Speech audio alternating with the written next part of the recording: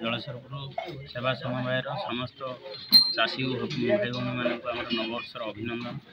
आमर जलसरपुर सेवा समवाय 2टी पंचायत नहीं गठित।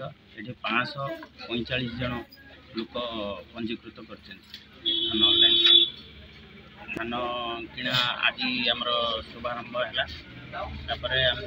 सरकार गाइडलाइन अनुसार धान मिलर टार्गेट देले आम धान किणा आरंभ कर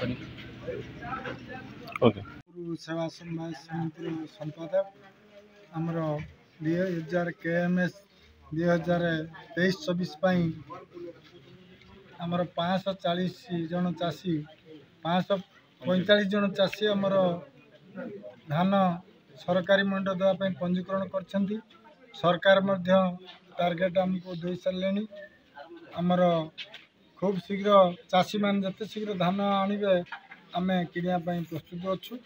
आमको समस्त मिलर व सरकार जो आम चाषी भाई मैंने सहयोग कले आम 100% धान किणव बोली आम लक्ष्य धार्य करुँ।